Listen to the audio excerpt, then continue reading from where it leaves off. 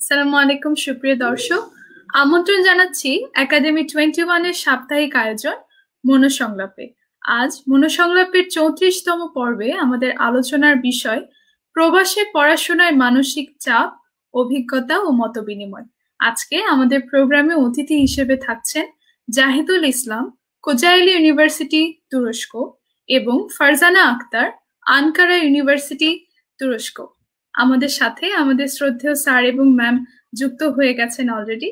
তাদেরকে সালাম জানিয়ে আজকের প্রোগ্রাম শুরু করছি। আসসালামু আলাইকুম। ওয়ালাইকুম আসসালাম। ওয়ালাইকুম আসসালাম।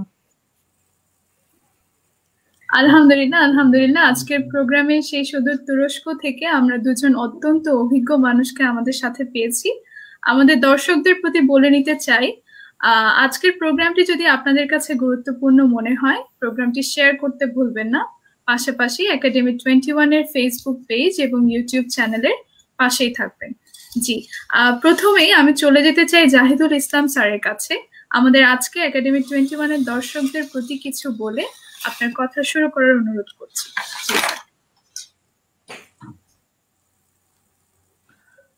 জি, ধন্যবাদ নাসিবা আমিন। আমি অনেকদিন ধরে একাডেমি 21 কে ফেসবুকে ফলো করছি। তারা মানুষের বিভিন্ন ধরনের মানসিক সমস্যা এবং সমাধান নিয়ে চমৎকার প্রোগ্রাম আয়োজন করছে। বিশেষ করে করোনার এই সময়টাতে মানুষ বিভিন্ন ধরনের স্ট্রেসে, মানসিক সমস্যায় ভুগছে। এই বিষয়গুলো মানুষের একদম প্র্যাকটিক্যাল সমস্যাগুলোর সমাধান করার জন্য আপনাদের যে উদ্যোগ, সেটা অবশ্যই সাধুবাদ পাওয়ার মতো একটি উদ্যোগ। আপনাদেরকে আমি অভিনন্দন জানাই এরকম চমৎকার একটি প্রোগ্রাম ধারাবাহিকভাবে চালিয়ে নেওয়ার জন্য। ধন্যবাদ। জি জি স্যার, আপনাকেও অনেক ধন্যবাদ। আপনারা দুজনেই ব্যস্ত মানুষ, তবুও আপনাদের ব্যস্ত সময় থেকে কিছু সময় আমাদের জন্য আপনারা বের করেছেন। ধন্যবাদ, অনেক ধন্যবাদ। জি, এবার ফারজানা আক্তার ম্যামকেও বলবো আমাদের আজকের দর্শকদের প্রতি কিছু বলে কথা শুরু করার জন্য।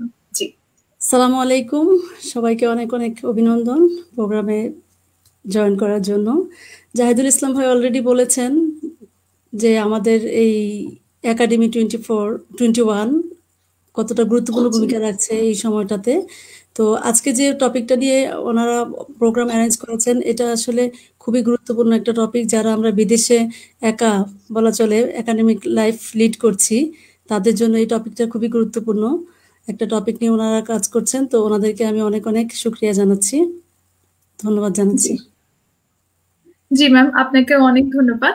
আজকে আমাদের আলোচনার বিষয় প্রবাসী পড়াশোনায় মানসিক চাপ, অভিজ্ঞতা এবং মতবিনিময়। প্রথমেই জাহিদুল ইসলাম স্যারের কাছে চলে যেতে চাচ্ছি যে আপনার প্রবাসে যে একাডেমিক লাইফ, এর শুরুটা কেমন ছিল, আপনার এক্সপেরিয়েন্সটা কেমন ছিল, আমাদের সাথে শেয়ার করার জন্য অনুরোধ করছি। জি স্যার।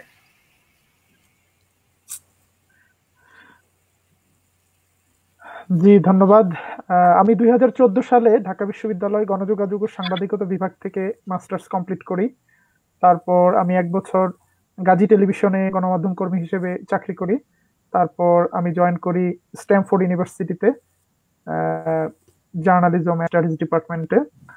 তো তখন থেকে আমার বিদেশে উচ্চশিক্ষার একটি স্বপ্ন ছিল সব সময়। তো 2016 সালে আমি তুরস্কের গভর্নমেন্ট স্কলারশিপ পিএইচডির জন্য পাই এবং বিদেশে পড়তে আসার সিদ্ধান্ত গ্রহণ করি। তো এটা একদিকে যেমন ছিল একটা আনন্দের, একটা অ্যাডভেঞ্চার, আবার একটা আশঙ্কারও। নতুন দেশ, চেনা পরিচিত কেউ নাই, বলতে গেলে আপনজন কেউ নাই, এত দূরের একটি দেশ। তো আমি তখন নতুন বিয়ে করেছি, আমার একটা বেবি আছে। তো ফ্যামিলিকে প্রথমবারই নিয়ে যাওয়া যায় না, নতুন দেশে যে আগে সেটেল হতে হবে। তো সব মিলে একটা মানসিক স্ট্রেস ছিল অবশ্যই। এটা একটা অম্লমধুর বিষয়, আনন্দ আছে, অ্যাডভেঞ্চার আছে, আবার স্ট্রেসও আছে। তো এখানে আসার পরে আমি প্রথম 2-3 দিন খুব বড় একটা সমস্যা হয় যে আমি আমার ফ্যামিলিকে জানাতে পারি না আমি কেমন আছি, কোথায় আছি। কারণ আমার ইমিডিয়েটলি সিম কার্ড ছিল না, এবং তুরস্কে একজনের ওয়াইফ আরেকজন ইউজ করতে ব্যক্তিগত আইডি কার্ড নাই, ন্যাশনাল মানে তুরস্কের যে রেসিডেন্ট পারমিট বা আইডি, এটা ছাড়া যে কোনো জায়গা থেকে বা স্টুডেন্ট আইডি কার্ড হওয়ার আগ পর্যন্ত ওয়াইফাই ইউজ করা যায় না। এখানে জি সামাজিক যোগাযোগ মাধ্যম এগুলোর উপরে সরকার খুব সেন্সর আরোপ করে যাতে প্রত্যেকে তার নিজস্ব অ্যাকাউন্ট থেকে প্রবেশ করে। তো যেই কারণে জি আমার সিম কিনা পর্যন্ত কয়েকটা দিন এমন গিয়েছে যে আমি দেশে তাৎক্ষণিকভাবে সব খবর জানাতে পারছিলাম না, আমি কেমন আছি, কোথায় আছি। তো কিছুদিন সিম কার্ড নেই। তো তারপরে আমি আমার প্রথম সপ্তাহে ইউনিভার্সিটিতে আমার সব ধরনের পেপার গুলো সাবমিট করা, আমার স্টুডেন্ট আইডি কার্ড ম্যানেজ করা, এইগুলোতে প্রচুর ব্যস্ত সময় যায়। সবচেয়ে বড় সমস্যা হলো জি যে আমরা এমন একটা দেশে এসেছিলাম যে ভাষার সম্পর্কে আমাদের কিছুই জানা ছিল না, তুর্কি জি ভাষা। তো এখানে জি আমি যদি আমাদের ক্যান্টিনে যাই খাবার খেতে, এখন খাবারের নাম কি, খাবারের দাম কত, কিভাবে দিব, এখানে 1-2টা পর্যন্ত ডিফারেন্ট। তো টোটালি ডিফারেন্ট একটা জি ল্যাঙ্গুয়েজে, ডিফারেন্ট একটা পরিবেশে এসে প্রথম খাপ খেয়ে নেওয়াটা একটু চ্যালেঞ্জিং ছিল। তারপরেও আমি আমার ইউনিভার্সিটির ডরমিটরিতে একজন বাংলাদেশি ভাই পেয়েছিলাম। উনি আমাকে বিভিন্ন সময় জি বিভিন্ন ধরনের সহযোগিতা করেছে। তো আস্তে আস্তে মোস্ট কমনলি ইউজড ওয়ার্ড গুলো আমরা শিখেছি। সবার আগে শিখেছি তেশিক্কুর এদিরিম, নাসিল সিনিজ, মানে জি থ্যাংক ইউ, থ্যাংক ইউ কেমন আছেন, তার মানে কথা।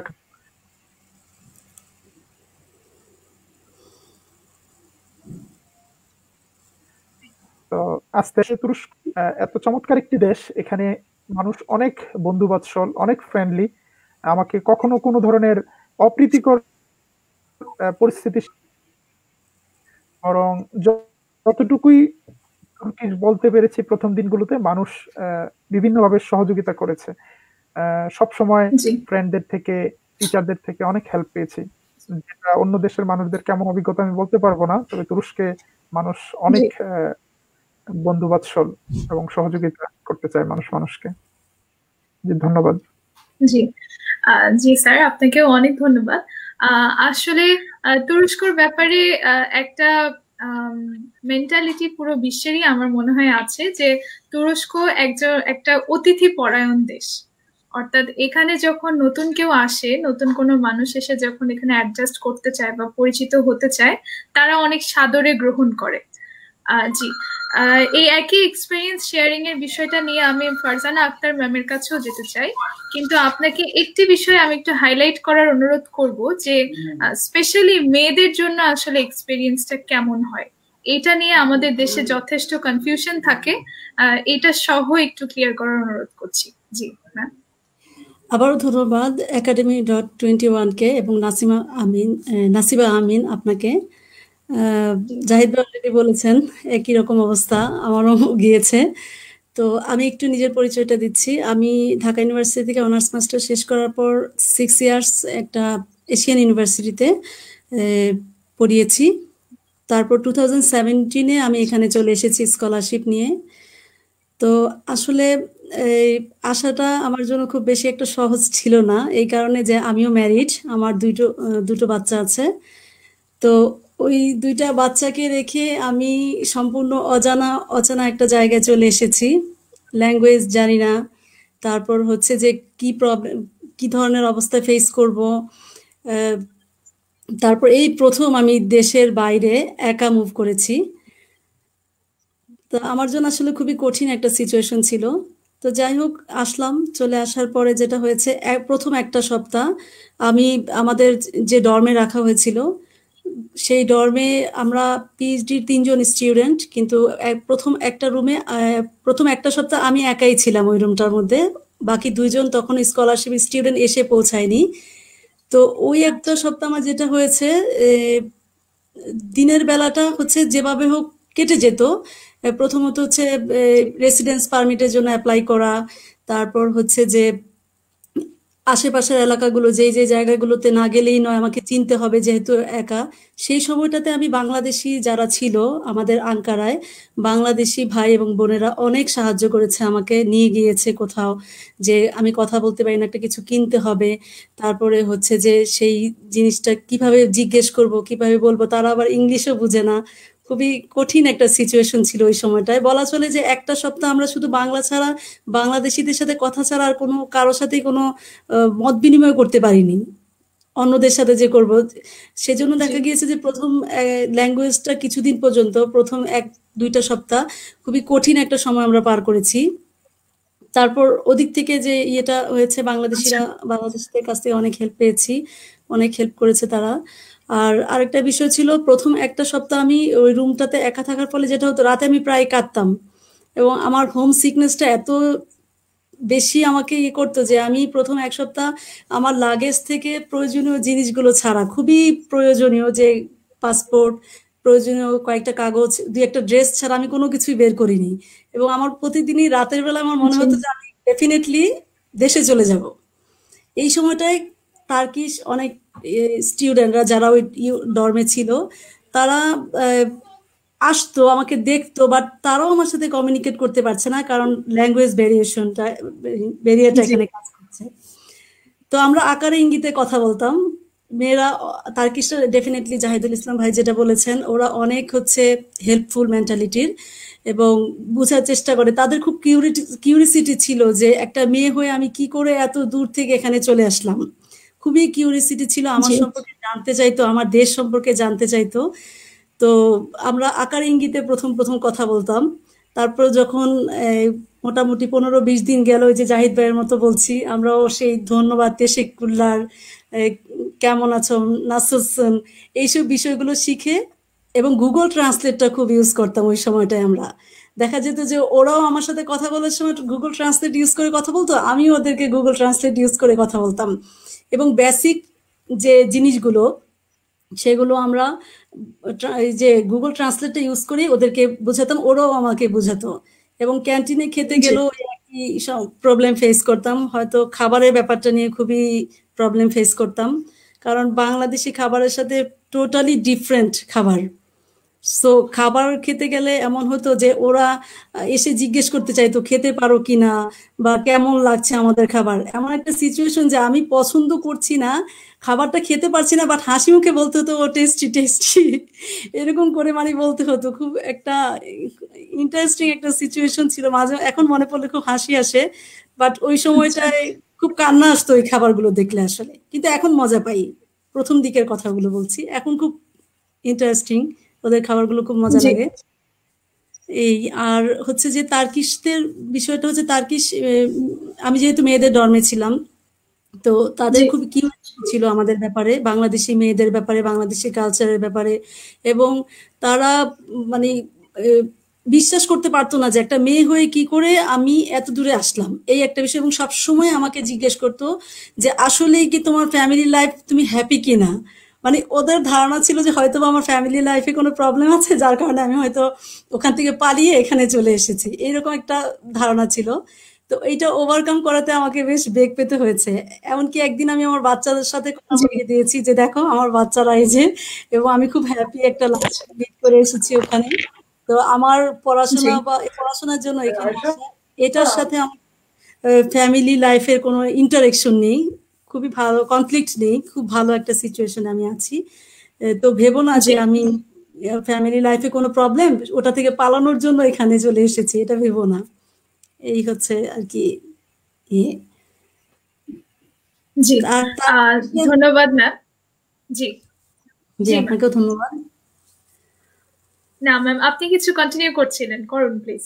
জি হ্যাঁ, তো আমি যেটা করতে চাচ্ছিলাম, তার্কিশরা আসলেই খুবই হেল্পফুল এই দিক থেকে যে ওরা আপনাকে চেষ্টা করবে ফিজিক্যালিও অনেক হেল্প করার জন্য। কোথাও গিয়ে আপনি হয়তো জানেন না, ওই জায়গাটা চিনতে পারছেন না, একটা বিদেশি স্টুডেন্ট এসেছে, শুধুমাত্র আপনাকে এই কাগজে লিখে দিবে বা এটা না, সে যদি সময় নাও থাকে তাও অ্যাটলিস্ট চেষ্টা করবে আপনাকে কিছুটা দূর এগিয়ে দিয়ে পথটাকে চিনিয়ে দিয়ে আসতে, এরকম আমি পেয়েছি।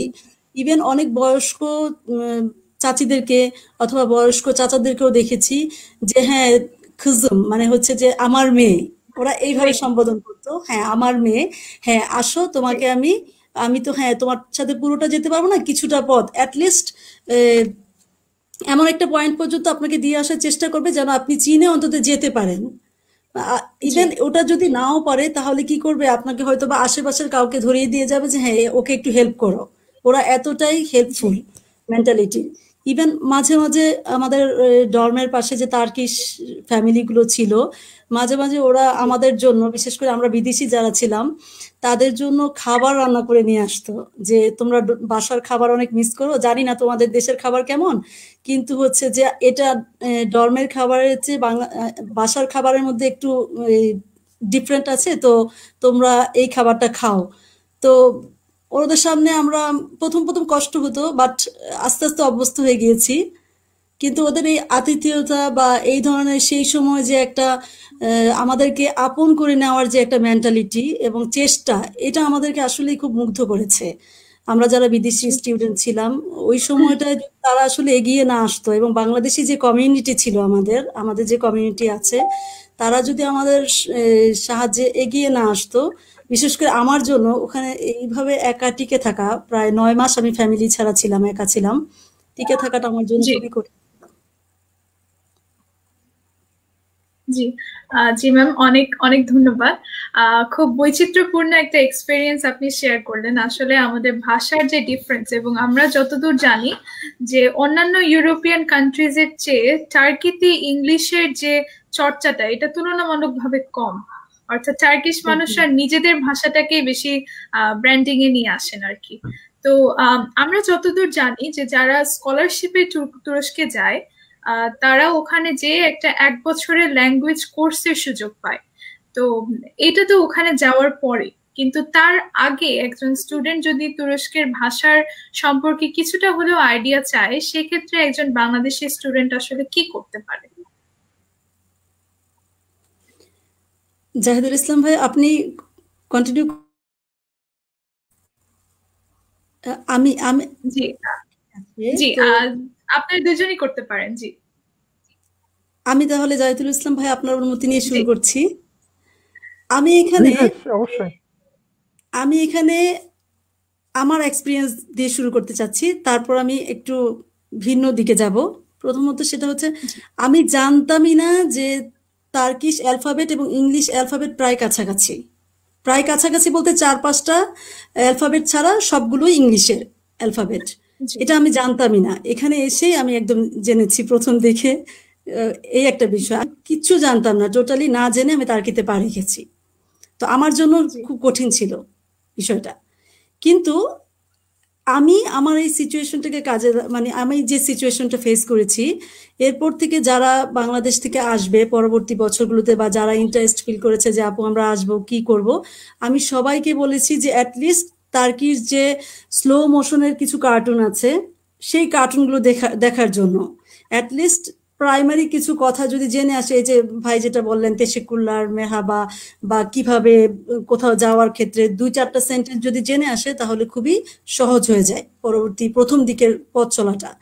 তো আর দ্বিতীয় যেটা ফোকাস করতে চাচ্ছি সেটা হচ্ছে, আমি যখন আমার ফ্যামিলিকে নিয়ে আসি, আমার 2টা বাবুকে, তো ওরা মে মাসে টার্কিতে প্রবেশ করেছে, মে মাসে এসেছে। আর ওদের স্কুলিংটা ছিল, স্কুল স্টার্ট হয়েছে অগাস্ট মাসে, মানে ভর্তি প্রসেসটা অগাস্টে হয়েছে, আর ক্লাস শুরু জি হয়েছে সেপ্টেম্বরের দিকে।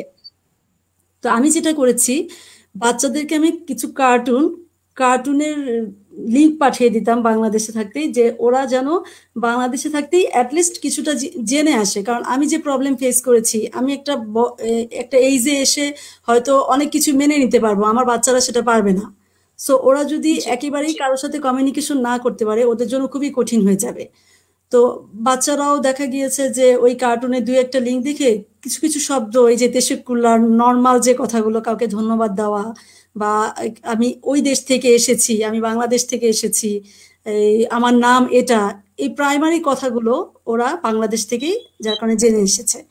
তো এইভাবে যদি যারা অন্য একটা দেশে যেতে চায়, যে দেশের ল্যাঙ্গুয়েজ ইংলিশ না আমি বলবো, বা ইংলিশ হলেও আমি বলবো যে অ্যাটলিস্ট ল্যাঙ্গুয়েজের প্রাইমারি কনসেপ্টটা নিয়ে আসলে অন্তত প্রথম 1-2 মাস চলাটা অনেক সহজ হয়ে যায়। জি আচ্ছা ম্যাম, অনেক ধন্যবাদ। এই বিষয়টাতে যদি জাহিদুল ইসলাম স্যারের কিছু অ্যাড করার থাকে। জি জি, অনেক ধন্যবাদ। ফারজানা আপু খুব গুরুত্বপূর্ণ একটি কথা বলেছে যে তুর্কি ভাষাটা আমরা যে ভাষাগুলো জানি, ইন্দো ইউরোপিয়ান ল্যাঙ্গুয়েজ, আমাদের বাংলা, হিন্দি, উর্দু, আমাদের অঞ্চলের যে ভাষা, তার থেকে সম্পূর্ণ বিপরীত বা অন্যরকম স্ট্রাকচারের একটি ভাষা। তো সেই জন্য জিনিসগুলো জেনে আসতে পারলে সেটা অনেক সহজ হয়। তবে মজার বিষয় হলো, কেউ যদি তুরস্কে আসতে চায়, ইতিমধ্যে বাংলাদেশে দিরিলিশ, এরতুরুল, কুরুলুস উসমান সহ বিভিন্ন তুর্কিশ সিরিয়াল ব্যাপক জনপ্রিয়তা অর্জন করেছে, এবং বিভিন্ন ফেসবুকে দেখি বাঙালিরা মাশাআল্লাহ অনেক শব্দ জানে। হ্যাঁ, তো একটা ভাষা বই পড়ে মুখস্থ করার চেয়ে সিরিয়াল দেখে মুখস্থ করা আরো অনেক ইজি, কারণ এটা কনটেক্সট দেখে দেখে মানুষ বুঝে ফেলে যে কখন আবি বলা হয়, কখন এই বলা হয়, হ্যাঁ, কখন থ্যাংক ইউ দিতে হয়। তো এখানে এসে যেটা হয়েছে যে প্রথম সবচেয়ে বড় সমস্যা ছিল ল্যাঙ্গুয়েজ। তো সেই ল্যাঙ্গুয়েজ ব্যারিয়ারটার ক্ষেত্রে আমরা যখন ক্লাসে যাই, তো আমাদের প্রথম দিন আমাদের যে ম্যাডাম, আমরা তাদেরকে হুজাম বলি, হুজাম মানে আমার হোজা বা আমার টিচার, মাই টিচার। তো হুজাম আমাদের সাথে 100% তুর্কিশ ভাষা কথা বলছে। তো এটা তো আমরা কিছুই বুঝতেছি না। আমরা ভাবতেছিলাম যে হোজা যদি আমাদেরকে একটু ইংরেজিতে প্রথমে অ্যাড্রেস করতো, টুকটাক বুঝাই দিত, তারপরে আস্তে আস্তে আমরা একটু একটু করে তুর্কি শিখতাম। কিন্তু তাদের অ্যাপ্রোচটা এরকম না। তাদের অ্যাপ্রোচ হলো যে তোমাকে 100% তুর্কিশ থেকে শুরু করতে হবে। তো প্রথম তো এটা খেয়ে খুবই কঠিন মনে হয়েছে, এটা কিভাবে সম্ভব। মাঝে মাঝে বলতাম যে আপনি যদি একটু ইংলিশে ট্রান্সলেট করে দেন। তো টিচাররা ইংরেজি জানে অনেকেই, কিন্তু সমস্যা হলো যে একই ক্লাসে বিভিন্ন দেশ থেকে স্টুডেন্ট এসেছে, কেউ আফ্রিকা থেকে এসেছে, তাদের দেশে আফ্রিকান ভাষার পাশাপাশি তারা ফ্রেঞ্চ জানে, তাদেরকে ইংরেজিতে বুঝালেও তারা ইংরেজি বুঝবে না। অনেকে আরব দেশ থেকে এসেছে, তাদেরকে বুঝাইতে হবে আরবিতে। কেউ এসেছে বলকান অঞ্চল থেকে, তাদেরকে বুঝাতে হবে বসনিয়ান ভাষায়। এত ভাষা তো আর একজনের পক্ষে শেখা সম্ভব না। তুরস্ক হলো সারা পৃথিবী, একদিকে এশিয়া, একদিকে আফ্রিকা, একদিকে। তো সেই জন্য টিচারদের কৌশল ছিল যে প্রত্যেকটা বিষয় তাকে কনটেক্সট ধরে ধরে বুঝায় দেওয়া, একটা জিনিসটা আকারে ইঙ্গিতে তাকে নিজের ভিতর থেকে রিয়েলাইজ করা জিনিসটা কি। তো এভাবে শিক্ষকরা আমাদেরকে প্রত্যেকটা শব্দ অনেক সময় নিয়ে ধৈর্য ধরে শেখাতো, এবং আমাদের ক্লাসগুলো ছিল খুবই আনন্দদায়ক। এখানে ক্লাসের পড়াশোনার পাশাপাশি আমাদেরকে অনেক ধরনের সিনেমা দেখানো হতো, আমাদেরকে গান শোনানো হতো। তারপরে ক্লাসের মধ্যে আমরা বাংলাদেশে যেই সেটআপে ক্লাসে বসি, চেয়ার টেবিল গুলো এরকম ছিল না, এটা ছিল গোল, অর্থাৎ খুবই ইন্টারেক্টিভ। এখানে শুধুমাত্র টিচার লেকচার দিবে আর ছাত্ররা শুনবে, বিষয়টা মোটেও এরকম না। বরং বিভিন্ন বিষয়ে ছাত্রদের কাছ থেকে, শিক্ষার্থীদের কাছ থেকেই টিচাররা শুনতো যে তুমি কেমন বলতে পারতেছো, কতটুকু বলতে পারতেছো, এবং আমাদেরকে বিভিন্ন গ্রুপ করে দিত যে তোমরা কনভারসেশন করো। এবং মাঝে মাঝে আমরা যেটা হতো যে ক্লাসে 2-3 জন বাংলাদেশি থাকলে আমরা একটু ফিসফিস করে বাংলা বলতাম, অথবা আরবরা একটু ফিসফিস করে আরবিক বলতো। তখন বলতো যে যে আরবচা ইয়ক, বেঙ্গল যে ইয়ক, সাদে যে তুর্কছে, মানে অন্য কোনো ভাষা চলবে না, শুধু তুর্কিশ বলতে হবে। তো এভাবে আদরে শাসনে আমাদেরকে খুব অল্প সময়েই তুর্কিশ ভাষার সাথে পরিচয় করে দেওয়া হয়েছে। এবং এটা খুবই আশ্চর্যের বিষয় যে তুরস্কে আসার পরে মাত্র 1 মাস পরে আমরা মোটামুটি তুর্কিশ বলতে পেরেছি। 3 মাসের মধ্যে মোটামুটি আমরা জীবন চালিয়ে নেওয়ার মতো প্রায় সব তুর্কিশই আমরা বলতে পেরেছি। 9 মাসের একটা কোর্সের পর টোটালি একটা নতুন ভাষা আমরা লিখতে, পড়তে, বলতে, শুনতে পারছি। এটার জন্য অবশ্যই আমাদের টিচাররা ধন্যবাদ পাওয়ার যোগ্য। এবং একটা দেশে আসলে সেই দেশের কনটেক্সটে একটা ভাষা শেখা যত সহজ, যেমন কেউ যদি আরব দেশে না গিয়ে দেশে বসে বসে আরবি শিখতে চায়, এটা যতটা কঠিন, আরব দেশের রাস্তা দিয়ে হাঁটলেও আরবি শেখা সহজ। এরকম তুরস্কের মধ্যে আসলে চতুর্দিকে সে তুর্কি ওয়ার্ড শুনবে। রাস্তা দিয়ে যখন সুন্দরী মেয়েরা যায় গল্প করে, মনে হচ্ছে যে সিরিয়ালের মতো কথাগুলো কানে আসে। তখন তো সব শব্দ বুঝতাম না, যে 2-4-5টা ওয়ার্ড ধরতে পারতাম, তখন বুঝতাম যে না, এইটা তো আমার ম্যাডাম বলেছে, হ্যাঁ, এই ওয়ার্ড গুলো। আবার কখনো এরদোগানের বক্তব্য শুনতাম যে আচ্ছা দেখি তো কতটুকু তুর্কি শিখেছি, দেখতাম যে না, খুব একটা বুঝতেছি না, কিছু কিছু শব্দ বুঝতে। তাই এখন আলহামদুলিল্লাহ সব কথাই বুঝি এবং বলতে পারি। তো এই যে কোনো একটা দেশে গেলে সেই দেশের ভাষাটা শেখা অনেক সহজ হয় আর কি। জি আহ, জি স্যার অনেক ধন্যবাদ। আমারও এই বিষয়টাতে আমিও একমত। আমার মনে হয় যে আমাদের দর্শকরাও একমত হবেন, যেরকম ইয়েস নো অ্যাভেদ অথবা হাইয়ের, কিংবা গুড মর্নিং, গুড নাইট দিন, কিংবা ইয়া আকশামলার, গুড ইভিনিং, এই ধরনের যে নর্মাল যে তুর্কি ওয়ার্ড গুলো, কেউ যদি তুরস্কে যেতে চায় তাহলে এটা তার শিখে নেওয়া উচিত। এবং যেটা আপনি অলরেডি একবার মেনশন করেছেন যে তুর্কি অনেকগুলো সিরিয়াল এখন ওয়ার্ল্ড ওয়াইড অনেক ফেমাস, যেগুলো দিরিলিস আর্তুরুল বা কুরলুস ওসমান কিংবা ওয়ানিস বুয়ুক সেলচুকলু, সোলস, সাবাসকি, আরো এই ধরনের সিরিয়াল গুলো যদি আমরা একটা একটা যদি কন্টেন্ট করতে চাই, তাহলে অনেকগুলো সিরিয়াল এখানে একজন মানুষকে কিন্তু মেনশন করা যাবে যে আপনি এই জিনিসগুলো দেখেন। নর্মাল যে তুর্কি আপনারা বললেন তেশিকিউলার, তারপরে নে কাদার মিনস এটার দাম কত, এই ধরনের কথাগুলো একজন তুর্কি নর্মালি, যারা নর্মাল তুর্কি মানুষ, তারা তো আর যে ইংলিশটা বুঝবে না। কিংবা যেহেতু এখানে এটা মাল্টি রেশিয়াল একটা কান্ট্রি, অনেক ধরনের মানুষ এখানে থাকে, সবার কাছে ইংলিশটা বোধগম্য নয়। এই বিষয়টা আমাদের দর্শকদেরকে খেয়াল রাখতে বলবো, যারা আসলে তুরস্কে যেতে ইচ্ছুক ভাষার ব্যাপারে কিছু জ্ঞান তাদেরকে নিয়ে যাওয়া উচিত। এইবার আপনাদের স্কলারশিপ রিলেটেড এক্সপেরিয়েন্সটা একটু শুনতে চাচ্ছি। প্রথমে যাব জাহিদুল ইসলাম স্যারের কাছে, যে আপনাদের স্কলারশিপ নেওয়ার প্রসেসটা আসলে কিরকম ছিল, এবং এটা আসলে কতটা সহজ, কিংবা এটাতে বাংলাদেশিরা কিভাবে অ্যাডজাস্ট করতে পারে। জি স্যার।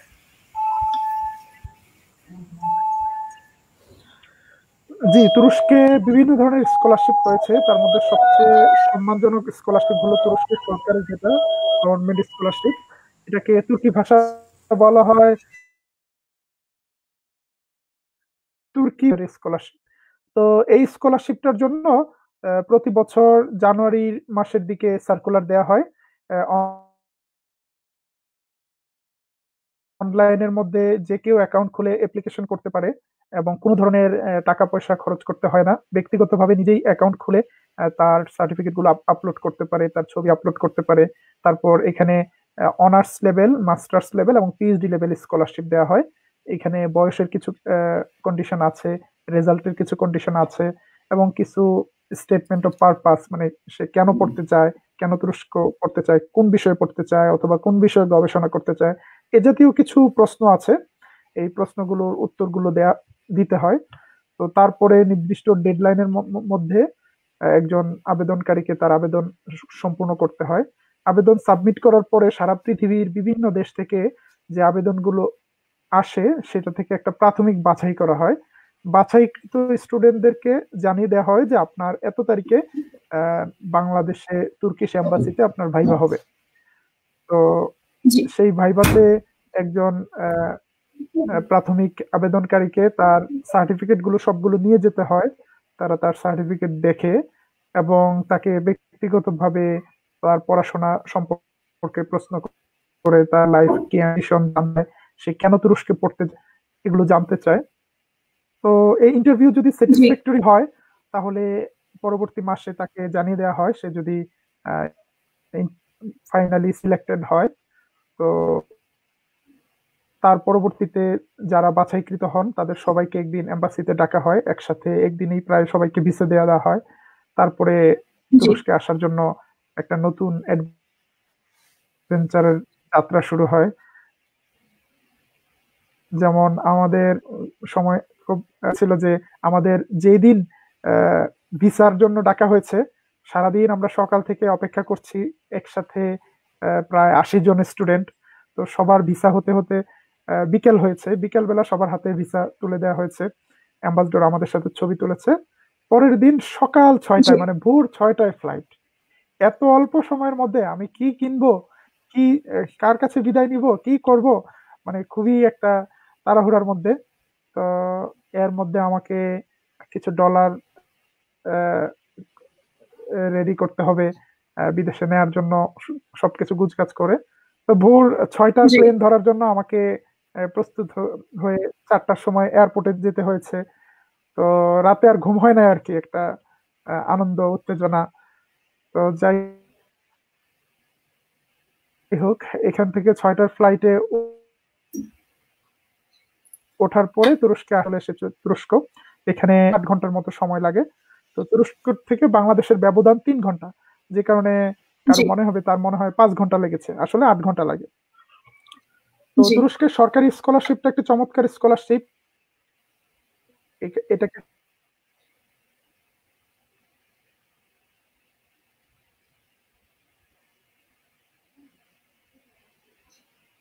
আসে তার দেশে রিটার্ন করার টিকিটও দিবে। জি 2 নম্বর হলো প্রতি মাসে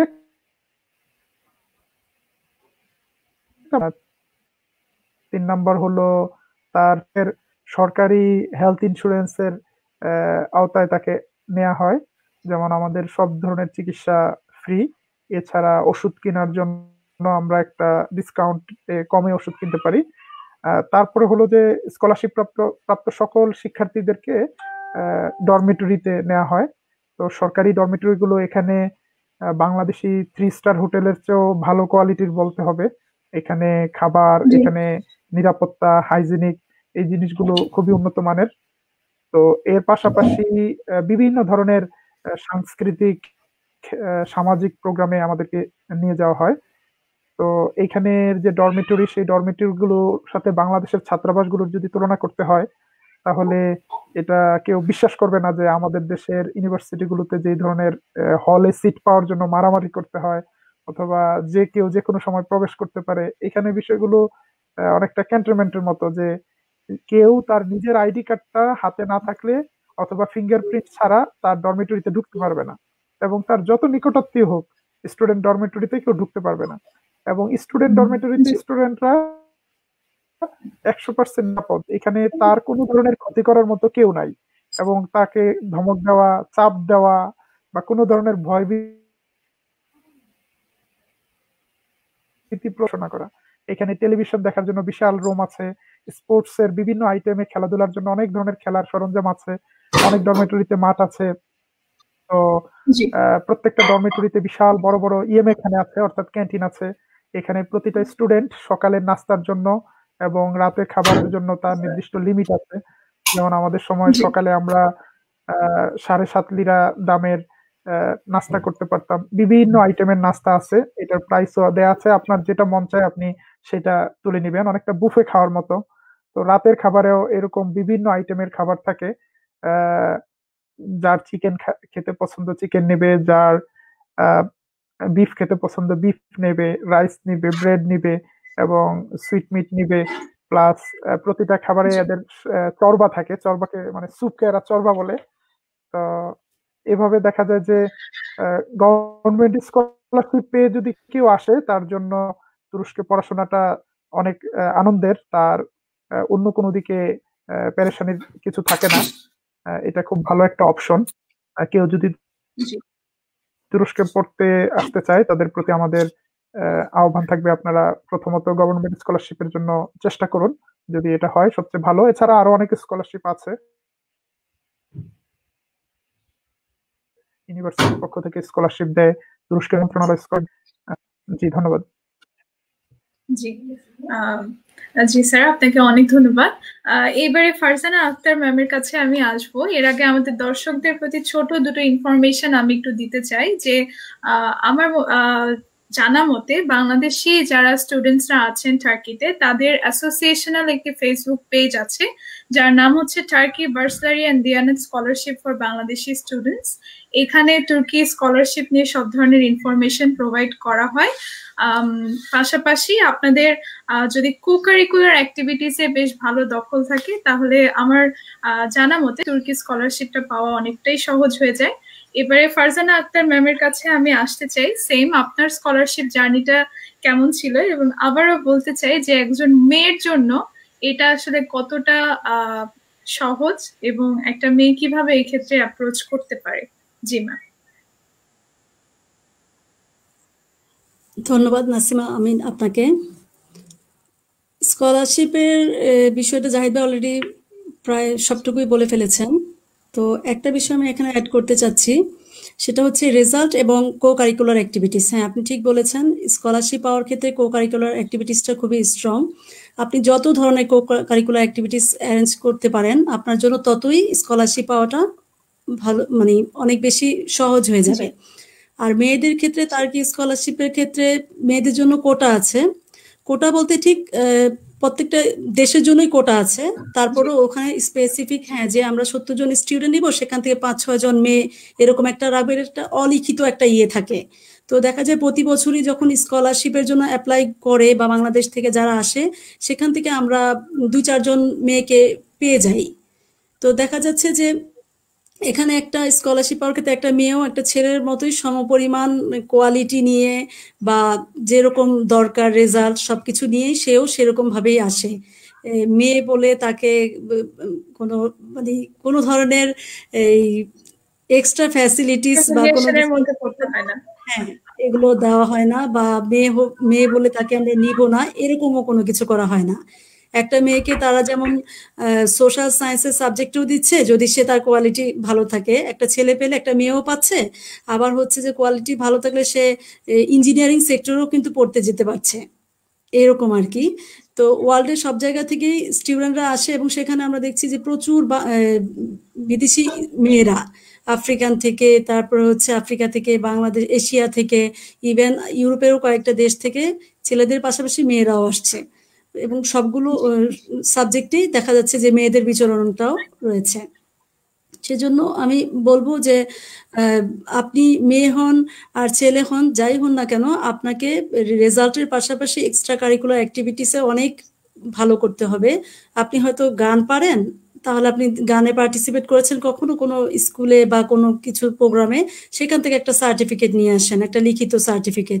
হয়তো আপনি ফার্স্ট সেকেন্ড থার্ড পজিশন পাননি, কিন্তু আপনি ওখানে পার্টিসিপেট করেছেন, সেই হিসাবে আপনি ওদের কাছ থেকে একটা লিখিত ডকুমেন্ট নিয়ে আসেন যে হ্যাঁ আমি এরকম পার্টিসিপেট করেছি। এরকম করে আপনার যত এক্সট্রা কারিকুলার অ্যাক্টিভিটিস থাকবে তত কিন্তু আপনার স্কলারশিপ পাওয়ার ক্ষেত্রে একটা প্লাস পয়েন্ট হিসেবে দেখা দিবে। একটা এক্সপিরিয়েন্স আমি এখানে বলতে পারি, আমাদের বাংলাদেশিদের মধ্য থেকে একজন, তার সে মাস্টার্সের জন্য এখানে এসেছিল। তো রেজাল্ট হচ্ছে যে তার চেয়েও কিন্তু অনেক ভালো ভালো রেজাল্টে ছিল, বাট সে এসেছে। তো আমি তাকে জিজ্ঞেস করেছিলাম যে কিভাবে এই জিনিসটা, তোমার একটা ইউনিক একটা বিষয় কিভাবে সম্ভব হলো। সাধারণত একটা সেন্স থাকে যে হ্যাঁ A+, গোল্ডেন A+, বা অনেক ভালো রেজাল্ট চলে আসে। তো বলল যে আপু আমার এক্সট্রা কারিকুলার প্রচুর ছিল, মানে হচ্ছে যে 80 to 90 এক্সট্রা কারিকুলারের সার্টিফিকেট তার ছিল, এত এক্সট্রা কারিকুলার তার ছিল। যার কারণে হচ্ছে যে এইটাও একটা বড় factor, extra curricular activities plus result. আরেকটা বিষয়, ভাইবাতে রেজাল্ট এক্সট্রা কারিকুলার দিয়ে আপনাকে ভাইবা পর্যন্ত নিয়ে আসবে, বাট ভাইবাতে এসে আপনাকে ওই সিচুয়েশনে আপনার একটা অসাধারণ কিছু করে দেখাতে হবে ভাইবার মাধ্যমে। সেটা একটা এক্সপ্রেশন কাজ করে। রেজাল্ট যদি একটু খারাপও হয় তাহলেও হয়তো আপনার ভাইবাতে আপনি এত ভালো একটা ভাইবা দিলেন যে বিচারক যারা থাকেন তখন তারা মুগ্ধ হয়ে যায় যে হ্যাঁ তাকে আমরা নিব, তার মধ্য থেকে তাকে নিয়ে আসলে আমার তার কি জন্য কিছু হবে, ভালো কিছু হবে, বা সে দেশের জন্য ফিউচারে, তার নিজের দেশের জন্য ফিউচারে একটা কিছু হবে, এবং দুইটা দেশের মধ্যে ভালো একটা রিলেশন সে ফিউচারে বিল্ড আপ করতে সক্ষম হবে, এরকম কিছু লিডারশিপ কোয়ালিটি তার মধ্যে যদি তারা দেখতে পায় এবং ভালো একটা ভাইবা যদি দেয়, তাহলে ভাইবার এক্সপ্রেশনটা অনেক গুরুত্বপূর্ণ স্কলারশিপ পাওয়ার ক্ষেত্রে। জি, জি ম্যাম, আপনাকে ধন্যবাদ। এই পর্যায়ে আমাদের অনুষ্ঠানের আজকে যেটা মেইন সাবজেক্ট ছিল, অর্থাৎ বিদেশে পড়াশোনায় যে মানসিক চাপটা, এটা নিয়ে আমরা আলোচনা করতে চেয়েছি। ইতিমধ্যে আমাদের দর্শকদের মধ্যে জিয়াউল হক স্যার অলরেডি প্রশ্ন করেছেন, please tell us something about home sickness, how you do cope with such things in abroad. এই প্রশ্নটা নিয়ে প্রথমে ফারজানা আক্তার ম্যামের কাছে আসতে চাচ্ছি, কিভাবে কোপ করেছেন হোম সিকনেস এর সাথে।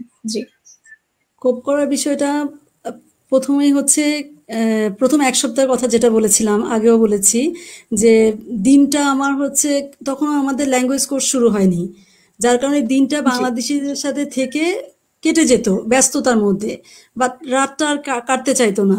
নিজের বিছানা না, এটা আমার অপরিচিত বিছানা, ঘুম আসতে চাইতো না। আমি আমার নিজের বিছানাকে চিন্তা করতাম, কোথায় সেই বিছানা, আমার বাচ্চাদের কথা চিন্তা করতাম, আমার হাজবেন্ডের কথা, ফ্যামিলির কথা আমি চিন্তা করতাম। তখন দেখা যেত যে অবসর সময়টা আমরা বাংলাদেশের সাথে তার্কির 3 ঘন্টার ব্যবধান, বাংলাদেশ থেকে তার্কি 3 ঘন্টা পিছিয়ে সময়ের দিক জি থেকে। তো তখন কি হতো, ওই সময়টা চেষ্টা করতাম ফ্যামিলির সাথে কথা বলতে। এখন তো ইমো হোয়াটসঅ্যাপ সবই আছে, এগুলো দিয়ে কথা বলার চেষ্টা করতাম, দুধের স্বাদ ঘোলে মেটানোর চেষ্টা করতাম আর কি। তারপরে যেটা করতাম সেটা হচ্ছে প্রথম থেকে চেষ্টা করেছি হোম সিকনেসটা কাটিয়ে ওঠার জন্য বাংলাদেশি কমিউনিটির সাথে খুব ভালো করে মিশা, প্লাস এক্সট্রা কারিকুলার কিছু অ্যাক্টিভিটিস। আমি হয়তো ল্যাঙ্গুয়েজ জানি না, বাট তারপরেও চেষ্টা করতাম ওরা যে তার্কিশ মেয়েরা যখন আড্ডা দিচ্ছে বা কিছু একটা করছে, আমি ওদের পাশে গিয়ে বসতাম। মানে আমি আমার লনলিনেসটা কাটানোর জন্য আমি চেষ্টা করতাম যে আমাকে মানুষের মাঝে ছড়িয়ে পড়তে হবে, মিশতে হবে মানুষের সাথে।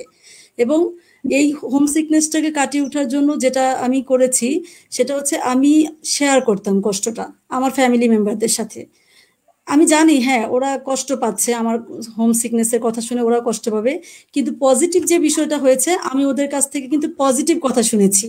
তারা আমাকে সবসময় বলেছে যে না, এত কষ্ট করে যখন গিয়েছো লেগে থাকতে হবে, আলটিমেটলি একটা পর্যায়ে পরে দেখবা এটা সব কষ্ট কিন্তু থাকে না, বেশি দিন থাকে না। হয়তো বড় যে 1 থেকে 2 মাস খুবই কষ্ট পাবেন আপনি, তারপর যখন ইউনিভার্সিটি শুরু হয়ে যাবে, ল্যাঙ্গুয়েজ ক্লাস, তারপরে এক্সট্রা কারিকুলার অ্যাক্টিভিটিসও আপনি নিজেও অ্যাটেন্ড যখন করবেন, তার্কিশ বিভিন্ন এখানে অনেক ধরনের অর্গানাইজেশন আছে, বাকফি বলে তার্কিতে, প্রচুর জি অর্গানাইজেশন আছে, ইন্টারন্যাশনাল স্টুডেন্ট অর্গানাইজেশন আছে। আপনি যখন এগুলোতে অ্যাটেন্ড করবেন প্রচুর পরিমাণে, পড়াশোনার পাশাপাশি এক্সট্রা কারিকুলার অ্যাক্টিভিটিস, তাহলে দেখবেন অটোমেটিক্যালি আপনার ওই হোম সিকনেসটা থেকে আপনি অনেকটাই ওভারকাম করতে সক্ষম হবেন। এবং আপনার কষ্টটা শেয়ার করতে হবে, এবং শেয়ার তার কাছেই করতে হবে যে আপনাকে পজিটিভ কিছু দিবে, পজিটিভ কথা বলবে। আপনি যদি নেগেটিভ কারো কাছে গিয়ে শেয়ার করেন তাহলে কিন্তু হচ্ছে যে সে আপনাকে পজিটিভ কোনো কিছু না বলে নেগেটিভ কথা বলবে, তার কষ্টের কথা বলবে। এক্ষেত্রে একটা কথা মনে পড়ছে, আমার আফ্রিকান, আমার রুমমেট আফ্রিকান একটা মেয়ে, আহ, ও হচ্ছে খুবই ভালো একটা মেয়ে। প্রথম আমি 1 সপ্তাহ পরে ও আমার রুমে এসেছে, মানে ওই রুমে শিফট এসেছে আর কি। তো জি 1 সপ্তাহ পরে যখন ও এসেছে তখন শুধুমাত্র হাই হ্যালো কথা হয়েছে, তারপর সে কিছুক্ষণ পরে দেখি কি যে সে তার বিছানায় উপুর হয়ে পড়ে কাঁদছে। তো আমারও মনটা খারাপ ছিল, ওর কান্না দেখে কেন যেন আমারও খুব কান্না আসছে। মানে বলে না যে একজনের হাসি দেখলে হাসি আসে, আবার কারো কান্না দেখলে আমরা কাঁদি, সিম্প্যাথিটা আমাদের হ্যাঁ এভাবে কাজ করে। জি তো তখন আমি তাকে সিম্প্যাথি জানাতে গিয়েছি যে দেখো, মানে তাকে আমি বুঝালাম যে তুমিও এখানে একা, আমিও এখানে একা, তো তুমিও ফ্যামিলি রেখে আসছো। তখন আমি তাকে আমার ফ্যামিলি, আমার ব্যাপারটা বললাম যে দেখো আমি কিন্তু 2টো বাচ্চা রেখে এসেছি, এবং আমার মেয়েটার বয়স ছিল তখন 4 বছর। মেয়েটার জি বয়স, ছোট মেয়েটার বয়স 4 বছর। তো তাকে আমি বললাম যে দেখো এই সিচুয়েশন থেকে আমি এসেছি, আর তুমি কার জন্য কাঁদছো? বাবা মার জন্য। তোমার চেয়ে কষ্টটা কিন্তু আমার বেশি। যখন তাকে আমি এভাবে বললাম, ও তখন বললো যে রিয়েলি ফারজানা, তুমি মানে কি, তুমি কি সত্যি বলছো? এরকম ভাবে তুমি একটা ফ্যামিলি কিভাবে রেখে আসলে? তখন কিন্তু তার কষ্টটা কমে গেল। এবং আমিও জি তখন চিন্তা করলাম যে শুধু আসলে এই হোম সিকনেসটা শুধু আমার না, প্রত্যেকটা মানুষেরই যখন সে একা থাকে। এই যে আমি তার সাথে শেয়ার করলাম, তারও কষ্টটা কমলো, আমারও কষ্ট কমলো। এবং এরপর থেকে আমি খেয়াল করলাম যে ও মানে যখনই আমাদের খারাপ লাগতো আমরা দুজন দুজনকে বলতাম, ও আমাকে পজিটিভ কথা বলতো, আমি ওকে পজিটিভ কথা বলতাম। এরকম করে আমরা আমাদের হোম সিকনেসটাকে অনেকটাই কাটিয়ে উঠতে সক্ষম হয়েছিলাম আর কি। খুব মিশতে হবে মানুষের সাথে, জি প্রচুর মিশতে হবে মানুষের সাথে, একা থাকা যাবে না, এটা হচ্ছে কথা। আমি যা করেছি আর জি কি। অনেক জি ধন্যবাদ। আহ, ধন্যবাদ ম্যাম আপনার এক্সপিরিয়েন্স শেয়ারের জন্য। হোম সিকনেস এর বিষয়টা নিয়ে আমি জাহাদুল ইসলাম স্যারের কাছেও আসতে চাই। পাশাপাশি আরেকটা বিষয় আমি একটু অ্যাড করার জন্য স্যারকে অনুরোধ করব, সেটা হচ্ছে যে বিদেশে যে ওখানকার পড়াশোনার চাপটা কিরকম ফিল করেছেন এবং সেটার সাথে কিভাবে কোপ আপ করেছেন। জি স্যার। জি ধন্যবাদ। আহ, প্রথমত হোম সিকনেস এর ব্যাপারটাতে আসতে চাই। আহ, বিদেশে আসার পরে সবাই সাধারণত সোশ্যাল মিডিয়ায় ফেসবুকে সুন্দর সুন্দর ছবি দেয়, আমরাও দিয়েছি এক সময়। এবং দেশে যারা থাকে তারা মনে করে বিদেশের লাইফটা মনে হয় এরকম খুব সুন্দর সুন্দর হাসি খুশি বিজ্ঞাপনের মতোই। আসলে বিজ্ঞাপনের আড়ালেও লুকিয়ে থাকে অনেক বেদনা, বিরহ, কান্না, যে জিনিসটা হয়তো ফেসবুকে মানুষ শেয়ার করে না।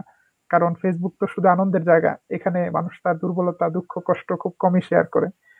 তো এই জিনিসগুলো যারা বিদেশে আসে, অনেকেই বিদেশে শুধু পড়াশোনার চিন্তা করে, উন্নত জীবন, উন্নত কেরিয়ার চিন্তা করে, কিন্তু বিদেশে আসার পরে এমন হয় যে কেউ চাইলেই সাথে সাথে দেশে যেতে পারে না। এই মুহূর্তে আমি যদি দেশে যেতে চাই, আমার সামনে পরীক্ষা আছে, পরীক্ষার জন্য আমি যেতে পারছি না। তারপরে অনেকে রেসিডেন্ট পারমিট জন্য নতুন করে আবেদন করতে হবে, তার আগে সে দেশে যেতে পারবে না। এরকম বিভিন্ন ধরনের বাধা থাকে। তো প্রথমত আমি যেই রুমমেট পেয়েছিলাম, আমার রুমমেটের মধ্যে 2 জন ছিল তার্কিশ, এরা অনার্সের ছাত্র ছিল, এবং আরেকজন ছিল তানজানিয়ার একজন ছাত্র, সেও বিবাহিত, তারও 2টি বেবি আছে। তো আমাদের দুজনের মধ্যে খুব ভালো আন্ডারস্ট্যান্ডিং ছিল, অসম্ভব ভালো একটা মানুষ ছিল সালোম, আমি তাকে এখনো মিস করি। তো সে তার পিএইচডির মাঝামাঝি সময় সে চলে গেছে দেশে, সেখানে সে সেখান থেকেই পিএইচডি কন্টিনিউ করছে। তো যাই হোক, তো আমাদের দুজনের সমস্যাগুলো কাছাকাছি ছিল। আমাদের তো রেগুলারই বাড়িতে কথা বলতে হতো, বিশেষ করে আমার ছেলে প্রতিনিয়ত আমার সাথে ভিডিও কলে কথা বলতে চায়, দেখতে চায়। সমস্যা হয়েছে সময়ের ব্যবধান। বাংলাদেশের সাথে তুরস্কের সময়ের ব্যবধান 3 ঘন্টা। সে যখন সকালে ঘুম থেকে উঠেছে, আমি তখন ঘুমে। আবার সে যখন আমি যখন কথা বলতে চাই, সে হয়তো প্রস্তুত না, আমি তখন আবার ক্লাসে। তো এরকম একটা সময়ের প্রবলেম হতো প্রায় সময়। তো সব শেষ ফ্যামিলি নিয়ে এসেছি আলহামদুলিল্লাহ, এখন একসাথে আছি। কিন্তু এখন সমস্যা হয়েছে, মা বাবা, ভাই বোন, আত্মীয় স্বজন কাউকে দেখছি না। এখন ইচ্ছা করলেও ফ্যামিলির সবাই মিলে একসাথে দেশে যাওয়াও সম্ভব হচ্ছে না, এটা অনেক এক্সপেন্সিভ। তো প্রায় 3 বছর দেশে যাওয়া হয় না। প্রায় সময় মা কান্না করে, কখনো বাবা কান্না করে, কখনো বোন অভিমান করে। এখন বিদেশে যারা থাকে তাদের কাছে সবাই অভিমান করে, আর আমরা কার কাছে অভিমান করবো? আমাদের কোনো অভিমান করার জায়গা নেই। তো এটা একটা বিষয়। তো এই বিষয়গুলো আসলে যারা নিয়মিত পরিবারের সাথে কথা বলতে পারে, তাদের স্ট্রেসটা হয়তো অনেকটা লাঘব হয়। কখনো আমাদেরকে আমাদের মা বাবা সান্ত্বনা দেয়, কখনো আমরা আমাদের মা বাবাকে সান্ত্বনা দেই। একটা টু ওয়ে কমিউনিকেশন। কখনো আমার মনটা খারাপ হয়, কখনো মায়ের মনটা খারাপ হয়। আবার তুরস্ক শীতের দেশ হওয়ার কারণে এখানে 3-4 মাস ভয়াবহ ঠান্ডা। ওই সময়টাতে দেখা যায় চতুর্দিকে বরফ পড়ছে, বাসার ভিতরেও ঠান্ডা। তো বদ্ধ পরিবেশ, বাইরে কোথাও হাঁটতে যাওয়া যায় না, ঘুরতে যাওয়া যায় না। ওই সময়টাতে সব ধরনের বিষণ্ণতা, একাকিত্ব, হ্যাঁ, দুঃখ কষ্ট একসাথে এসে জমা হয়। তো এই সময়টাতে আসলে নিজেকে কন্ট্রোল রাখাটা অনেক কঠিন। তো যারা ব্যাচেলার তারা হয়তো ফ্রেন্ডদের সাথে গল্প টল্প করে, যারা ফ্যামিলি নিয়ে আছে, তো এখন টেকনোলজির যুগ হওয়ার কারণে এটা সহজ হয়েছে যে যে কোনো সময় ভিডিও কলে আত্মীয় স্বজনদেরকে দেখা যায়। আমি কল্পনা করি যে আজ থেকে 20 বছর আগে যখন এই ধরনের টেকনোলজি ছিল না, মানুষ কিভাবে যোগাযোগ করতে, ফুফা চিঠি দিচ্ছে, সেই চিঠি 2 মাস পরে দেশে এসে পড়ছে, আবার ফুফু চিঠি পাঠাচ্ছে, সেই চিঠি 2 মাস পরে বিদেশে যাচ্ছে।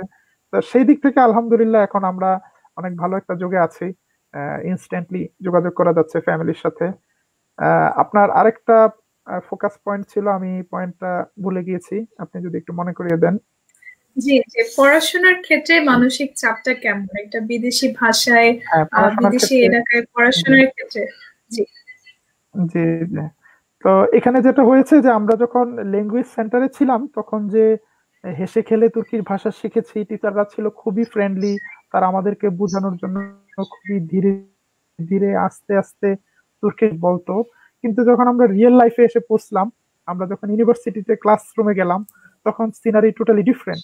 এখানে আমাদের সাথে যারা ক্লাস করতে এসেছে, তারা হলো নেটিভ স্পিকার। তার তুর্কি ভাষা তারা হলো সুপার স্পিড, হ্যাঁ, বলে, মনে হচ্ছে যে জি ইউকসেক হিজলি ট্রেন, হ্যাঁ, হাই স্পিড রেলের মতো। তো আমার খুব প্রিয় একজন শিক্ষিকা ছিল, নাম হলো ইনজে ইয়াকুব। এটার বাংলা হয় মণি জি মুক্তা টাইপের। খুবই ভদ্র মহিলা। কিন্তু উনি যখন কথা বলতো আমার মনে হয় শ্বাস ফেলতো না, একটার পর একটা বলে যাচ্ছে, আমি তো ধরতে পারতেছি না। হ্যাঁ, খুবই গুরুত্বপূর্ণ একটি কোর্স উনি নিয়েছে, রিসার্চ মেথোডোলজি। উনি আন্তরিকভাবে চেষ্টা করতেছে সবকিছু বুঝাতে, আমাদেরকে অনেক রেফারেন্স বই দিচ্ছে, উনি নিজে হোয়াইট বোর্ডের মধ্যে সবকিছু বুঝাচ্ছে, কিন্তু এত দ্রুত কথা বলতেছে। আমি তখন মাত্রই তুর্কি শিখেছি, আমি খুব অল্প বিষয় বুঝতে পারছি। তো ম্যাডাম আমার দিকে তাকায় অসহায়, আমি ম্যাডামের দিকে তাকায় অসহায়, মানে ম্যাডাম আমাকে বুঝাতে পারতেছে না। তো অন্যান্য তুর্কিশ জি ফ্রেন্ডরা বুঝে যাচ্ছে, পরে আমি তাদের কাছ থেকে বুঝে নিচ্ছি যে আসলে বিষয়টা কি। ফ্রেন্ডদের অনেকে ইংরেজি জানতো, ম্যাডাম ওরকম ইংরেজি ভাষা জানতো না, উনি ফ্রেঞ্চ ভাষা হয়তো জানতো।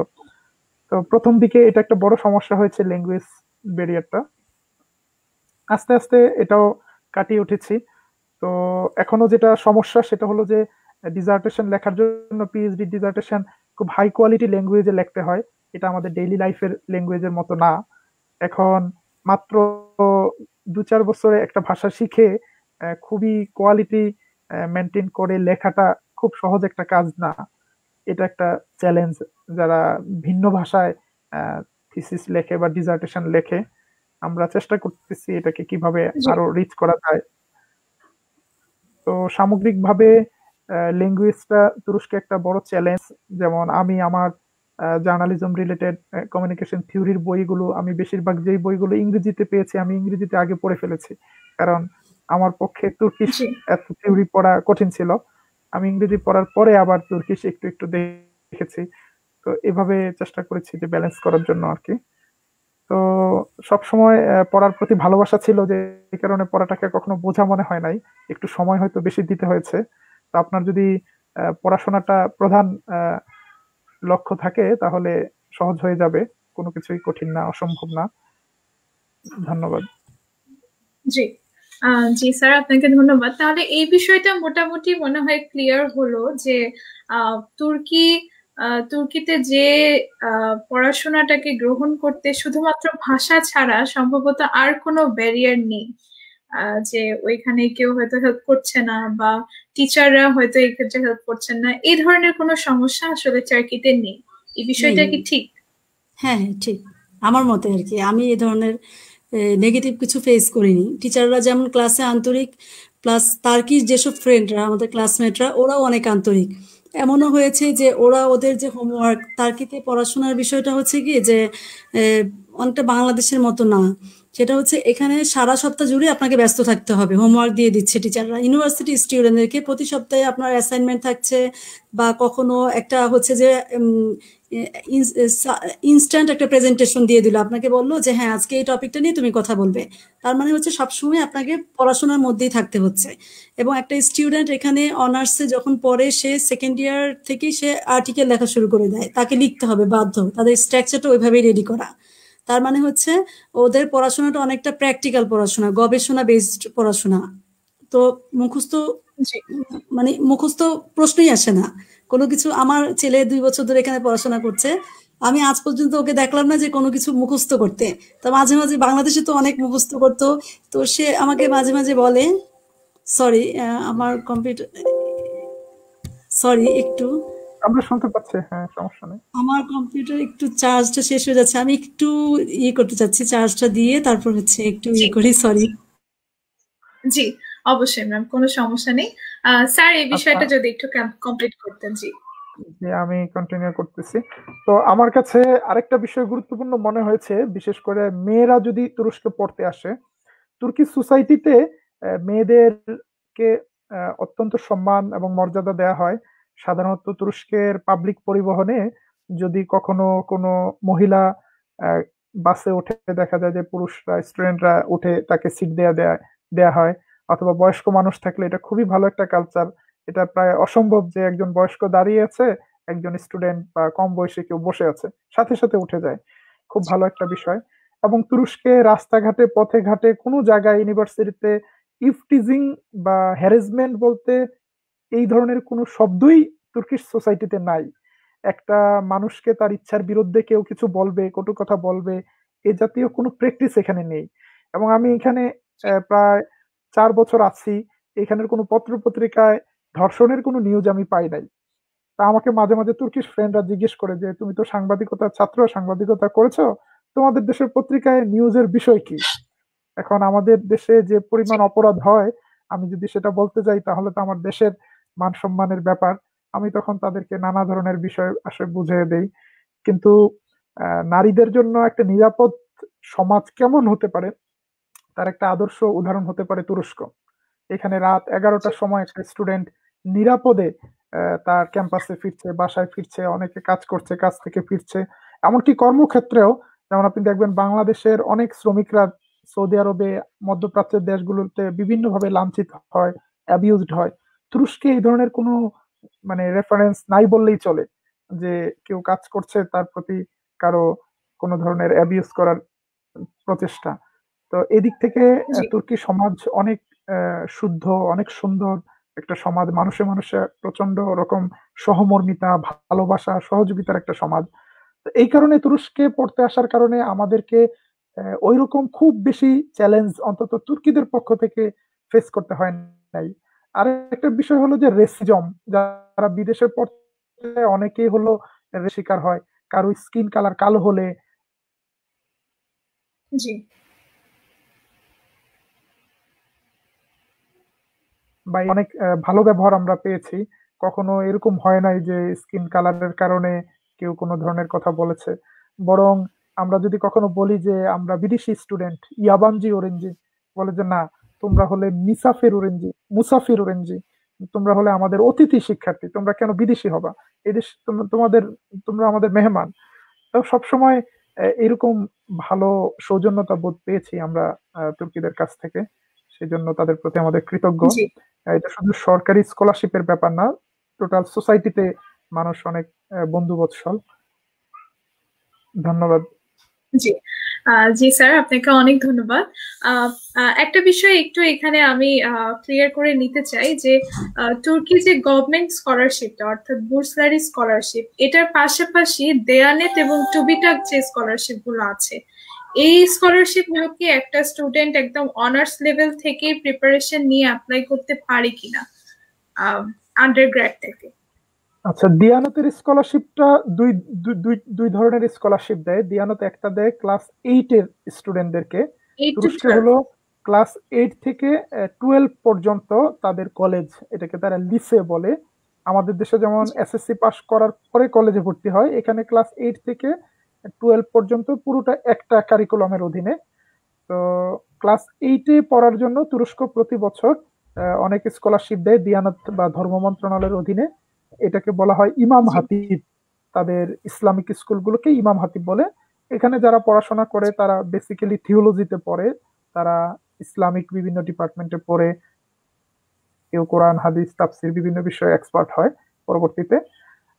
এটা একটা হলো ক্লাস 8 থেকে। আরেকটা স্কলারশিপ দিয়ানত দেয়, সেটা হলো শুধুমাত্র অনার্সের ক্ষেত্রে, মাস্টার্স এবং পিএইচডি তে না, জি শুধু অনার্সের জন্য তারা বিদেশি ছাত্রদেরকে স্কলারশিপ দিয়ে নিয়ে আসে। এখানে আসার পরে যেহেতু ইসলামিক বিষয়, সেখানে তাকে 1 বছর তুর্কি শিখতে হয় এবং 1 বছর আরবিও শিখতে হয়। এভাবে 2 বছর তার ল্যাঙ্গুয়েজে চলে যায়। পরবর্তীতে অনার্সের জন্য তার 4 বছর। আর অন্যান্য স্কলারশিপের মধ্যে টুবিটাকের যে স্কলারশিপ, টুবিটাক হলো তুরস্কের বিজ্ঞান সর্বোচ্চ বিজ্ঞান অথরিটি। এরা হলো বিশেষ করে পিএইচডির জন্য প্রচুর স্কলারশিপ দেয়, মাস্টার্স এর জন্য দেয়। এদের স্কলারশিপের সুযোগ সুবিধাও সরকারি স্কলারশিপের মতো ক্ষেত্র বিশেষে তার চেয়েও একটু ভালো। তো এই স্কলারশিপের সংখ্যা বিভিন্ন দেশের জন্য আলাদা আলাদা কোটা থাকে। যেমন পাকিস্তানের সাথে তুরস্কের সম্পর্ক খুব ভালো। পাকিস্তান সরকার দাবি করে টুবিটাকের জন্য আরো বেশি কোটা নিয়ে নিয়েছে। টুবিটাকের অনেকগুলো স্কলারশিপ পাকিস্তানিদের জন্য বরাদ্দ। তো বাংলাদেশ সরকার যদি তুরস্কের সরকারের সাথে ভালো লবিং করতে পারে, হয়তো বাংলাদেশি শিক্ষার্থীদের জন্য এরকম আরো বেশি কোটা দেওয়া হবে। এছাড়াও বাংলাদেশের বিভিন্ন ইউনিভার্সিটির সাথে তুরস্কের বিভিন্ন ধরনের এক্সচেঞ্জ চুক্তি আছে। বিশেষ করে জি গত 2-3 বছর আগে বাংলাদেশ সরকারের সাথে তুরস্ক সরকারের একটি এগ্রিমেন্টের ভিত্তিতে বাংলাদেশের টেক্সটাইল ইউনিভার্সিটির ছাত্ররা তুরস্কের কয়েকটা ইউনিভার্সিটিতে স্কলারশিপ নিয়ে আসতে পারে। এটাও এক ধরনের স্কলারশিপ। এটা শুধুমাত্র টেক্সটাইল ইঞ্জিনিয়ারিং যারা পড়ে তাদের জন্য বরাদ্দ। প্রতি বছর প্রায় 20 জনের মতো স্টুডেন্ট এই স্কলারশিপের আওতায় তুরস্কে আসে। তো এখানে বাংলাদেশ সরকার যদি আরো সক্রিয় হয়, তাহলে তুরস্ক থেকে আরো অনেক সুযোগ সুবিধা বের করে নিয়ে আসা সম্ভব, যেটা বলকানের দেশগুলো, মধ্য এশিয়ার দেশগুলো বিশেষ সুবিধাগুলো পাচ্ছে, সেটা সম্ভব। জি জি জি স্যার, আর আপনাকে অনেক ধন্যবাদ। ইউনিভার্সিটির অনেক সময় নিজস্ব স্কলারশিপ থাকে। জি, ধন্যবাদ। জি জি না স্যার, আপনি কন্টিনিউ করছিলেন, করুন প্লিজ। জি তুরস্কের সরকারি ইউনিভার্সিটিগুলোর কিছু স্কলারশিপ থাকে। সাধারণত সরকারি ইউনিভার্সিটিগুলোতে পড়াশোনার খরচ প্রাইভেট ইউনিভার্সিটির চেয়ে অনেক কম। সেক্ষেত্রে তুরস্কের কিছু ভর্তি পরীক্ষা আছে বিদেশিদের জন্য। সেই ভর্তি পরীক্ষায় যে কেউ দেশ থেকে অংশগ্রহণ করতে পারে অনলাইনে, এবং সেই পরীক্ষায় যদি সে কৃতকার্যতা করতে পারে সেক্ষেত্রে একজন তুর্কিশ যে পরিমাণ টিউশন ফি দেয় সেরকম ন্যূনতম টিউশন ফি দিয়ে সে এখানে পড়াশোনা করতে পারে। তখন তার থাকা খাওয়া বা অন্যান্য খরচ তাকে ব্যক্তিগতভাবে বহন করতে হয়। এছাড়া প্রাইভেট ইউনিভার্সিটি গুলোতেও যে কেউ পড়তে পারে, সেটার খরচ আমাদের দেশে প্রাইভেট ইউনিভার্সিটির মতো ক্ষেত্র বিশেষে কম। বিভিন্ন ধরনের ইউনিভার্সিটি আছে। জি, ধন্যবাদ। জি জি স্যার, আপনাকে ধন্যবাদ। এর সাথে আমরা আমাদের প্রোগ্রামের একেবারে শেষ পর্যায়ে চলে এসেছি। শেষে একটি প্রশ্ন আপনাদের দুজনের কাছে আমি করতে চাই, যে তুরস্কে যাওয়ার ব্যাপারে, তুরস্কে যেতে আমাদের যেসব বাংলাদেশি স্টুডেন্টরা ইচ্ছুক, হোক সেটা আন্ডারগ্রাড লেভেলে, গ্রাজুয়েট কিংবা পোস্ট গ্রাজুয়েটে, তাদের জন্য আপনাদের কি কি বিষয়ে হাইলাইটস আছে, কি কি বিষয়ে আপনারা পরামর্শ দিতে চান বা তাদের কাছে গাইডলাইন হবে এমন কিছু পরামর্শ দেওয়ার জন্য অনুরোধ করছি। প্রথমে ফারজানা আক্তার ম্যামকে। জি, ধন্যবাদ আপনাকে। তো কেউ যদি বাংলাদেশ থেকে স্কলারশিপ নিয়ে আসতে চায়, এবং স্কলারশিপ নিয়ে আসাটাই আমি মনে করি যে সবচেয়ে বেস্ট ওয়ে। তো স্কলারশিপ নিয়ে আসতে হলে অবশ্যই প্রথমে তাকে রেজাল্ট, যে লেভেলে আসতে চায় তার আগের রেজাল্টগুলোতে খুবই ভালো একটা স্কোর তুলতে হবে, এবং এক্সট্রা কারিকুলার অ্যাক্টিভিটিস প্রচুর পরিমাণে থাকতে হবে। আর হচ্ছে যে যদি সে ওই যে আগেই বলছিলাম দিরিলিশ এর্তুরুল বা এসব দেখে যদি ল্যাঙ্গুয়েজে একটু হাই হ্যালো এসব কিছু বলতে পারে, তাহলে এটাও তার জন্য একটা প্লাস পয়েন্ট হতে পারে। এই হচ্ছে। আর সবচেয়ে বড় কথা হচ্ছে আগে তাকে মানসিকভাবে প্রস্তুতি নিতে হবে যে আমি ওই দেশে যাব এবং ওখানে আমি পড়াশোনা করব। এই মানসিকতায় যদি সে স্ট্রং থাকে, আমি মনে করি যে পেছনের কাজগুলো সহজ হয়ে যাবে। যে হ্যাঁ, আমি বাইরে তার্কিতে পড়তে যাব, স্কলারশিপ নিব, সো আমাকে ভালো রেজাল্ট করতেই হবে, পড়াশোনা আমাকে করতেই হবে। এইটা যদি মানসিকভাবে একটা স্টুডেন্ট প্রিপেয়ার হয়, বিদেশে পড়তে আসতে চায়, তাহলে এই ইচ্ছাটাই অনেক বড় একটা শক্তি। তারপরে হচ্ছে সেই ইচ্ছাটাকে এগিয়ে নেওয়ার জন্য রেজাল্ট এবং আদার্স অ্যাক্টিভিটিস গুলো তখন তাকে অনেক অনুপ্রেরণা দিবে। জি ধন্যবাদ। জি ম্যাম, আপনাকে ধন্যবাদ। একই বিষয়ে যদি জাহিদুল ইসলাম স্যারও আমাদেরকে কিছু পরামর্শ দিতেন। জি, আমি প্রথমত বলবো যে কেউ বিদেশে পড়তে আসাটা অনেক বড় একটা সিদ্ধান্ত। আগে আমাদের নির্ধারণ করা উচিত যে আমি লাইফে কি হতে চাই, আমার ক্যারিয়ারের জন্য কোন দেশে অথবা কোন বিষয়ে পড়া উচিত। শুধু দিরিলিশ এরতুরুল বা কুরুলুস উসমান দেখে যদি কেউ তুরস্কে চলে আসে, তুরস্কের রাস্তাঘাটে কিন্তু তাদেরকে দেখা যাবে না। এটা একটা আনন্দের বিষয়, কিন্তু আসলে বিদেশে পড়তে আসাটা অনেক বড় একটা সিদ্ধান্ত, এবং এটা সম্মিলিতভাবে নেওয়া উচিত, মা বাবার সাথে পরামর্শ করে, কেউ যদি বিবাহিত হয় তার ফ্যামিলির সাথে পরামর্শ করে। কারণ বিদেশে পড়তে আসাটাই শেষ না, এটা একটা জার্নির শুরু। পড়াশোনার পরে আপনি কি করবেন, কোথায় যেতে চান, কিভাবে আপনি দেশকে জাতিকে সার্ভ করবেন, নিজে কোথায় দেখতে চান, এই প্রশ্নগুলোর উত্তর আগে নির্ধারণ করা উচিত। তারপরে দেশ নির্বাচন করা উচিত বা বিষয় নির্বাচন করা উচিত। হুটহাট করে বিদেশে চলে গেলেই যে সমস্যার সমাধান হলো এমন না, বরং অনেক সময় সমস্যা আরো বাড়তে পারে। তো সেই জন্য আগে এই বিষয়গুলো নির্বাচন করা উচিত, নির্ধারণ করা উচিত। তারপরে কেউ যদি তুরস্কের ব্যাপারে আগ্রহী হন, অবশ্যই তুর্কি ভাষা সম্পর্কে আপনি বেসিক ধারণা নিতে পারেন। এখন বাংলাতেও বেশ কিছু বই বের হয়েছে, প্লাস ইংরেজিতে অনেক সহজ বই আছে, অনেক সুন্দর ভিডিও আছে। ফারজানা আপু যেটা বলেছে, ছোটদের কার্টুন গুলো যদি আপনারা দেখতে চান, নাসির উদ্দিন হুজ্জার অনেক কার্টুন আছে তুর্কি ভাষায়, খুব সহজ, খুবই আনন্দদায়ক। এগুলো দেখে তুর্কি ভাষার সাধারণ ধারণা পাওয়া যাবে। প্লাস এখন তো বিভিন্ন জনপ্রিয় সিরিয়াল আছে, সোজ, আমাদের উপস্থাপিকাও মার্শাল্লাহ অনেক তুর্কিশ শব্দ জানে, খুব ভালো লাগলো দেখে। তো সোজ, তারপরে ধরেন দিরিলিশ ওসমান, দিরিলিশ এর্তুরুল, কুরুলুস ওসমান, এরকম অনেক সুন্দর সুন্দর সিরিয়াল আছে। এগুলো দেখে নিজেকে প্রস্তুত নিতে পারেন। যতটুকু আগে জেনে যাবেন ততটুকু ভালো হবে। তবে প্রেশার নেওয়ার কিছু নাই। যদি তুরস্কে